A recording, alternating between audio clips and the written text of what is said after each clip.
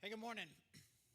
Hey, if you're new, really glad you're here. I'm Charlie, the lead pastor here. And if you're joining us online or you're here, you're new, I really are glad that you are here with us. And we are starting a new series today on one of our money series. But before that, I feel like I need to apologize for something that happened last Sunday when I was hosting. Normally, I'm really trying to be mindful as I'm teaching, hosting, whatever, always mindful that there are new people in the room, try to avoid inside jokes. But when I was announcing the men's retreat last week, we have this awesome graphic, and I love every bit of it. It is just, it's a wolf and a bear, and it's just great. It's awesome, and I was just like, man, men's retreat, that logo, that's all you need to know. Just not thinking about, because there's a lot of people here who've never been to a men's retreat and don't know what that is and be like, that doesn't help me at all. I was like, well, it doesn't help us either. Like, it's not explanatory of anything, but I think about the fact that no one knows, if you don't know anything, you don't even know what it is. But it's a great time. It's one of the most refreshing times of the year. There's a really great little retreat center about an hour and a half away from here. It's beautiful. It's just us there on the property. We'll eat together, have a little bit of content, like some speakers. We kind of talk about how we can grow and do better as men. We'll break up into small groups, kind of talk about some things. It's a lot of hang time. It's beautiful. And it really is just a really refreshing, encouraging time. And so twice a year, we're talking about men's retreat or women's retreat. I just say, man, whatever it is your family situation is, man, just try to help your spouse, encourage them, empower them to feel the freedom to take that time, because it really is, it will recharge you to help you be better in all the aspects of your life. So that is coming in a few weeks. Hope to see all you guys there. Like I said, we're getting ready to kick off this new series, and just, a little something about me. Like, I'm really into movies. I love movies. And God, anybody remember Movie Pass? Anybody remember Movie Pass? You can pay like $10 a month and go see all the movies. Like, can we just take a moment, have a moment of silence for like one of the greatest eras in history? Like, just And so anyways, I love going to see movies, especially where you're barely having to pay anything. But anyways, for my work schedule, typically Monday afternoons are off. I'm not working. And so I will very often go and see a movie. It's recharging for me. I really love it. I've got just tons of movie opinions. I mean, I could talk about movies and plots and all these different things all day. And, some movies can be really stressful, but sometimes you just need a movie that's just like really, really safe. Like, you know exactly what's going to happen. And I'm going to tell you about one of them, and you're going to think, man, he's about to spoil this movie. And I promise you cannot spoil this movie because you already know. And so a few weeks ago, I saw Free Guy with Ryan Reynolds. And essentially, it follows this very basic, every movie kind of plot. Like, first you're kind of introduced to what's going on in the universe. Oh, he's a video game character. Oh, okay, so you get that. Oh, you see he's in right here. Okay. And so you start to learn kind of what's going on inside the game, what's going on in the real world, how these things interact. They kind of set up the world for you. And then what happens? Oh no, something bad happens. The world's in danger. It's probably not going to work out. They're trying to make it work out. Oh no, it's not going to. Oh, it did. It worked out. Yay. And then either the old world gets restored, or you get to go to a new world or something like that. It's like that's just kind of how these things work. And for an hour and a half, you're just kind of at peace. Like, oh, that was cute. That was fun. It was like, and I was never stressed about where it was going. Some people ask me, like, hey, do you like the Fast and Furious movies? And it's a really difficult. It's not a simple answer. I mean, they are what they are, right? I mean, they just are, but they're great for what they are, because you don't have any stress, any worry about what's gonna happen. Oh, they're come in, they're all together. There's a lot of technology, whatever. Oh no, bad guys are about to take over the world, to blow stuff up, kill people, or whatever. Oh no, we gotta save it. Is it gonna work? And then inexplicably every time, the only way to save the world is by driving cars fast, which is great. And in the end, you think it's not gonna work, and then it does, and yay, and it's all about family. And you're just like, that was great. And, I like a good plot twist. I like stories that are a little more complicated than that. But really, most movies, most stories kind of follow that basic idea. You get introduced to a world, a universe, and this is how things are supposed to be. And then something happens and the world breaks. And then somehow the hero, the heroes or whatever, there's this idea like we've got to get it back. We've got to fix what is broken. and then some new world is kind of birthed out of it. And as I was thinking about this, Mark and I were talking, kind of getting ready for this money series, and just this idea just kind of kept coming back to me. This plot, this story. And, the Bible has a story. God sets up this universe, and here's how it is. And here's God, and here's people, here's His work. And then something breaks the world, and then there is this long arc of redemption, and then a new world is formed, both in this life and then one to come. We kind of see this. And honestly, along with this kind of macro, big picture story of the Bible, I was thinking about our smaller story kind of fits in that very same vein, where we've got this idea, this is the universe, this is the world God wanted to give us. And then something happens, and then something's got to be done to fix it so that we can experience something brand new. And I think there is something going on with all of us collectively, all of us individually as well, where it's just like, man, money is just a problem. It's just broken. It's just broken, and we find ourselves in these ruts, and there's a reason why. There's a reason why, no matter what poll or survey or whatever it is you look at, it's always in the top 3 of the reason why marriages are breaking, just money stress. It's always there's a reason why it's always in the top 3 for things that people are feeling stressed and anxious about. It's a reason why Jesus over and over again in the Scripture said, this is the number one thing that is going to compete for your primary attention with God. We've got to figure this out. And so we made a decision a long time ago as a church. As long as that continues to be the case, we're going to continue to talk about it. In fact, we made a decision a while ago that 2 things that seem to be more than anything else seem to be wrecking people and breaking families and just doing damage to us on the inside is our perspectives on money and our perspectives on our own sexuality. And so we made a decision that we are not going to shy away from either of those topics, and we're just going to talk about them. But for the first time in the history of the Grove Church, we are coming at you full force, simultaneously, on both fronts at the same time. So just buckle up, right? And so, what is our story? What is our story with our money? And where are you right now in yours? And what is it going to take for us individually and collectively as God's people to get on a different track? And so if we're going to talk about the big picture of the story, we're going to talk about kind of what is this universe? What is this world? Where do we find ourselves? How were things supposed to be?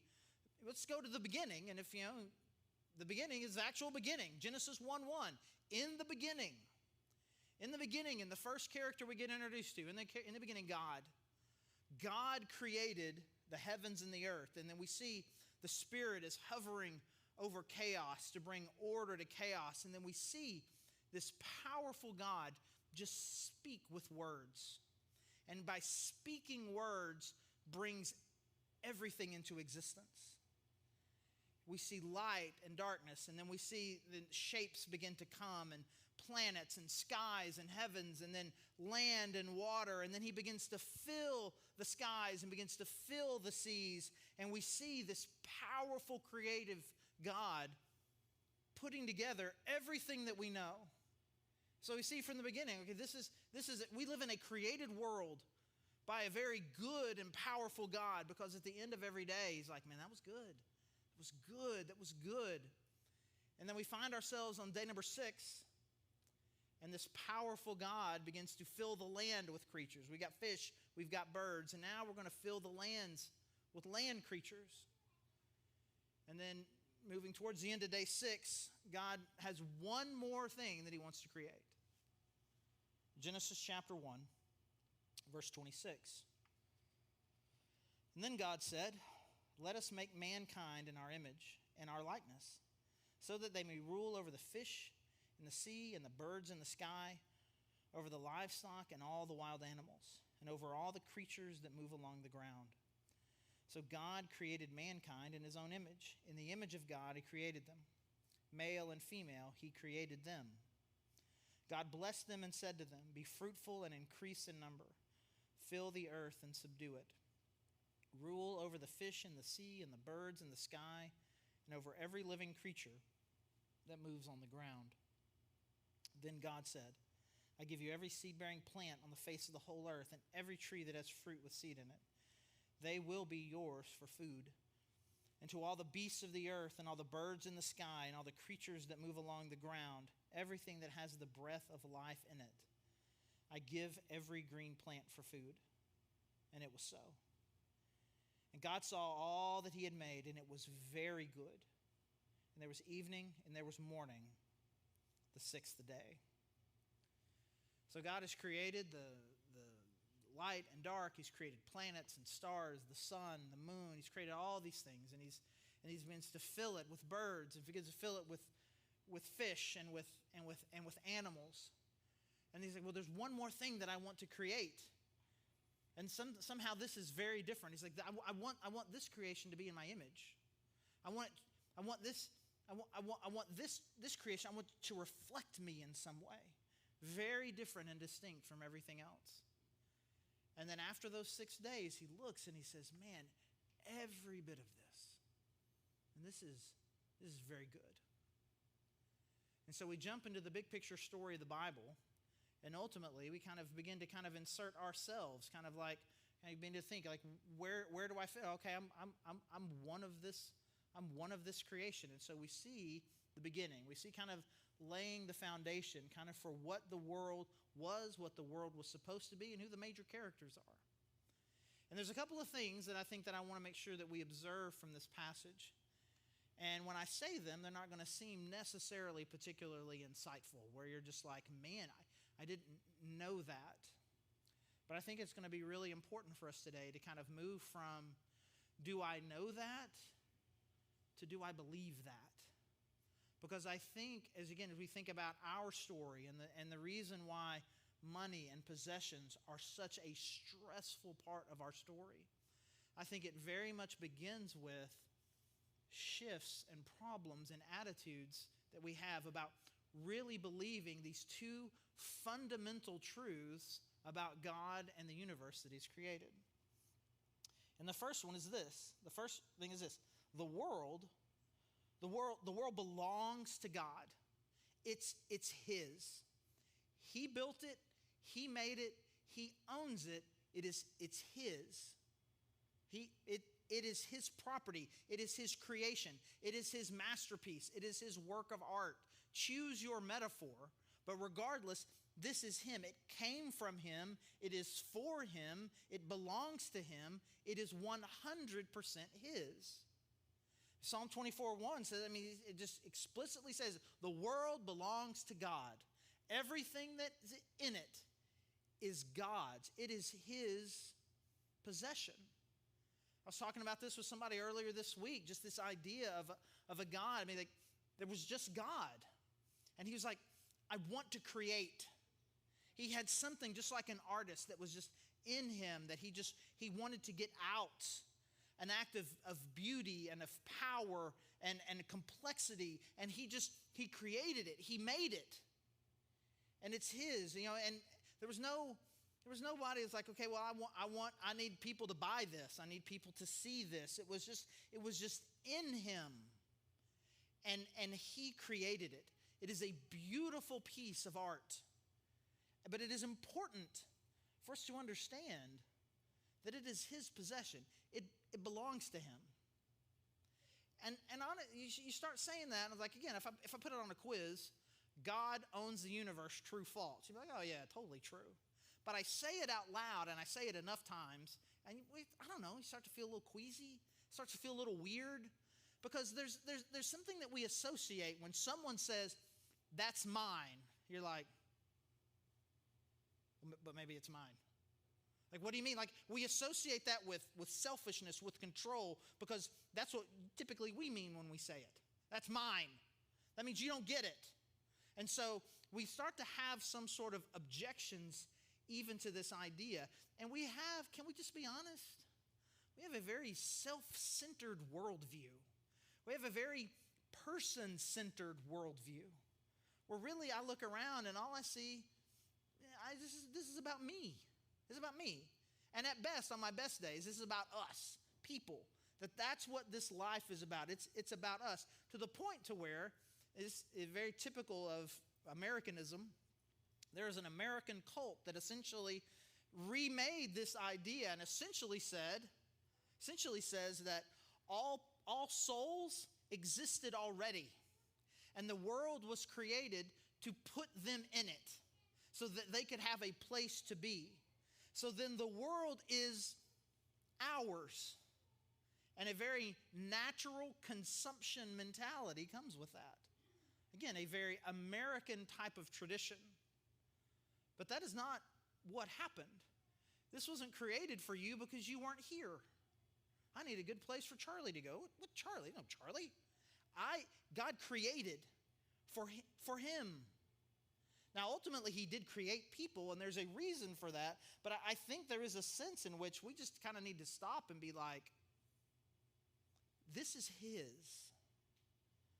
And rather than being defensive about that, rather than feeling like we need to argue about that or feel like, oh, I'm going to have to,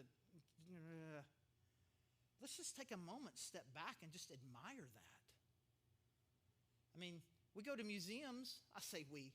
You go to museums all the time to admire something that is beautiful, not to take it. I mean, there are movies, I guess, where this happens. You go to a museum, the heist movies, right? We're going to steal a great piece of art because I want to own it. But that's not why 99.9% of people go to museums. I want to admire something beautiful, something amazing, something transformational, something incredible, and then think about the artist and what this means and what this reflects on them and this art and life and everything. And we need to take a step back and say, man, the universe isn't about me possessing it. It already belongs to somebody else. I'm going to just stand in admiration of how beautiful and incredibly complex and awesome it is, and how this reflects on an amazing God. Because when we start thinking way too much about what is mine and what is not mine, we're missing a big picture, foundational piece of what the universe was supposed to be. Where it's like just a tribute, a masterpiece of an incredible artist, a design of an incredible designer, someone with incredible power, beauty, and creativity. And when I think about how complex the world is, and the deeper science gets in really understanding the way the universe works, the more complex it becomes, and the more incredible God is. And then, again, we're talking about this with Men's Retreat. People talk about going all over the world to see beautiful things. Man, you are an hour and a half away from a view and a place that is going to take your breath away. Of just the overwhelming beauty of what God has painted for us to see, to observe, to be a part of, to witness. And we should stand back and just worship and admire that. Again, we think about this world, and I tell you that God owns it, and too often we go negative. We become territorial. We become defensive. We become weird. And we don't take the time instead to just be like, wow, this God is big. This God is great. This God is creative.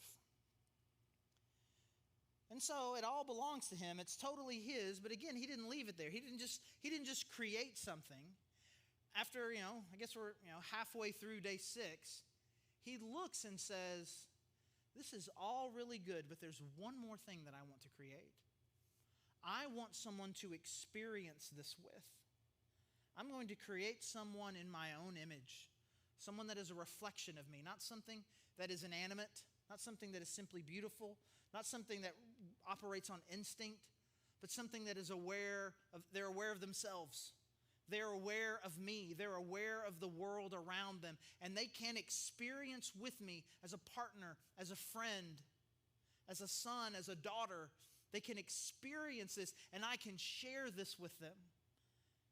not just something that obviously is a part of creation, but also lives on another level of relationship with me. And he's like, I created this, and now I want someone to be able to experience it and love it, and I want to share this with them. Again, it's important that we get that order right. It's God's, but the second part is He has generously shared it with us. That is very different than saying the world is yours.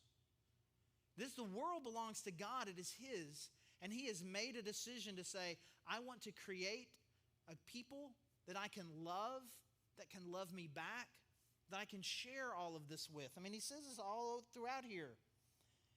Be fruitful and increase in number. Fill the earth and subdue it. Rule over everything. I want you to explore every aspect of this place. I want you to be everywhere. It's different everywhere you go. There's a different type of beauty everywhere. And the more you spread out and experience this diversity, the more diverse that you're going to become. And there's just going to be beauty and diversity and amazing things everywhere. And I want you to experience. I'm giving it to you. And I want you as my stewards, as the people, my caretakers, I want you to experience this thing because it is beautiful. And I want us to be able to relate. And I want us to have this sort of relationship. He wants us to prosper. I mean, I think it's really important to kind of take a moment and just kind of stop. It's like, I want you to fill this place up. I want you to subdue it. I'm giving all of it to you. I mean, that is the act and the words of an incredibly generous God. He created this art, this masterpiece, this incredible world. And then He created you and placed you right in it. And said, I want you to be able to experience this. I want this for you. Enjoy it, live it, love it. That is an act of generosity. And I think it's important for us to kind of make sure we put that in the right order, because there's a difference between you claiming something that's yours and someone generously giving you something that you can share. I mean, there's a difference. There's a difference in attitude. I mean, two toddlers and a toy. Two toddlers, two preschoolers, and a piece of candy. Me and you and just about anything, right? I mean, it's not, we always like to pick on the toddlers fighting over a sucker. You need to share that sucker. Mine. And the toddler's like, no, it's mine. Like, no, there's no share. But this is what God has done, a generous God who wants to share His world with us. And so, the world belongs to Him. He has generously shared it with us. And so I ask you, is that the God you believe in? Is that the God you believe in? Now, I want to make sure you understand the question that I'm not asking. Because some of you, I don't imagine, most all of you, know what's in Genesis 2. In Genesis chapter 2, we've got the thing with the tree, with the knowledge of good and evil. You can eat anything, but you just can't have this one tree. And Adam and Eve and eating the fruit and all the things that come from that. And the world is broken and death entered. Like a lot of bad things are about to happen. Then Noah's coming and the Tower of Babel is coming. And there's just, it goes from great to broken really, really quickly. I mean, just the first generation of people born, not created. There's a murder. I mean, there's just all sorts of brokenness. And so when I ask this question, is this the God you believe in? I'm not asking, do you believe that the world is still like Genesis chapter 1? I understand. We're kind of progressing our way through this story. But regardless of what we/they, all of us, me, whatever it is we did to the world, regardless of that, the world has changed, but the God that made this has not. The character of this God remains the same. A powerful, creative God who holds and sustains everything just by Him being, and who is generous with you. I want you to experience this to its fullest. Do you believe in a powerful, creative God who is also generous with you? Because I think this is where it gets wrong. And again, I don't want to skip ahead too far to next week, where we're going to talk about what it is that has broken this and what we can ultimately need to do about it over the next couple of weeks. But ultimately, I think this is where things start to get wrong for us, because we object, maybe not mentally, but at least emotionally, to one or both of these. Because if ultimately we live a life that says, well, I don't really believe the world belongs to God, then really the world, the universe, its resources, everything is now it's just a competition. It's a selfish competition about what I can get, and if I have it, you don't have it. And it just becomes this game. It becomes a game of consumption and greed. And sure, it's all available, and God just kind of put us out there like some really scary reality show, and he just kind of throws you all in there and is like, go get it and let's see what happened. And like he's just observing a bunch of crazy people consuming and killing and hurting and destroying and greed and holding on to things, because we don't view ourselves as caretakers. We view ourselves as competitors for limited resources. Because we think of this, we look and we see, that's mine, not that it's God's, and I'm here simply as his caretaker. But you can also, I believe that God is his, everything belongs to him, but you don't really believe that God is generous. So theologically, we understand that everything belongs to him, but I don't believe that God is generous. And so what that turns us into sneaky people. Now, I've got two of my three kids here in the room, so you got to be a little bit careful here. So we'll just speak generically about kids in general. Maybe your kids have done this, where you go into their room and all of a sudden you think, where did all of these ants come from?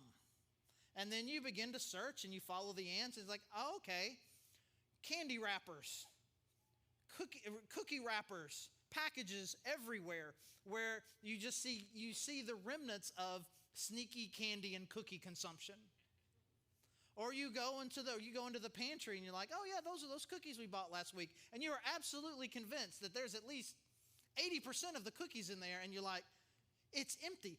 Who put the empty cookie? Like, you snuck them out, but you couldn't quite have the courage to throw it away, so maybe somebody else will think that they ate all the cookies, and you feel this need to sneak desserts. Right? So we make fun of kids for doing that, but this is what we do. If I have this fear that God is not generous, he's not going to be good to me, now I have to be sneaky, have to take what's mine, because I don't believe that God is a dessert God. I believe he's the God of broccoli. That God is not, he is not the kind of God that is going to give me dessert. God, he's all about vegetables. And every command of God is about vegetables. Eat your vegetables. Don't eat dessert, eat vegetables. Don't eat, like, I read the Bible and those are the only two things that I see. Don't eat dessert, eat your vegetables. Every command feels like that to me, because I do not believe in a generous God.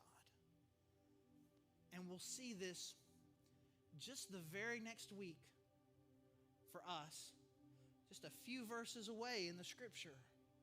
God says you can have absolutely everything in the entire world except this one tree. Now I can't take my eyes off the one tree, because I think anything that limits me is a lack of generosity in God, because I don't believe in the nature of his character as a good and generous God. Or maybe we don't believe in either one. It's not his, he's not generous, so I just live in a world of no consequences. I wouldn't imagine that there's a whole lot of us here that think like that, but we see it. There is no God and he doesn't care, and I'm just going to do whatever it is I want to do. And so I think we can begin to see the way this can start to break. But let's take a step back from that. let's not jump ahead in the story too far. Let's take a step back and just say, who is this God? Let's not think too much. I think I spend too much time thinking about my own brokenness and how we've broken the world and how we need to fix that. And I think it's important to take a step back and say, who is this God? He is a creative God, a powerful God, full of beauty and detail. He is a master craftsman. He is a master artist. And he is incredibly generous. He has the intent of placing us here so that we could experience his beautiful, amazing creation to the fullest. This is his nature and his character. And I understand. I understand that we broke it. And I understand, and I would never want us to escape from the idea that not only did we break it, but that Jesus had to come so that we could even have this kind of conversation about how to experience this anymore because of what our sin did. But even in that, we just see even more glimpses of the generosity of God. Hey, they broke the world, and because they broke it, they can't experience it. I got to send my son to redeem them so we can try to get back on track. Evidence cover to cover of a good and generous God, of a powerful God, a creative God.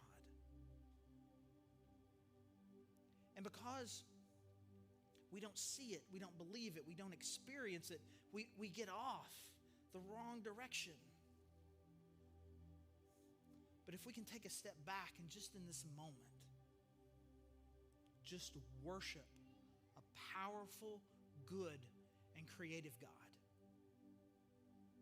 then whatever is our story in our lives, the story of us and our money and our stuff and our selfishness and all this stuff begins to heal if we can go back to the very beginning and just take moments to reflect on an amazing, good, creative, generous God.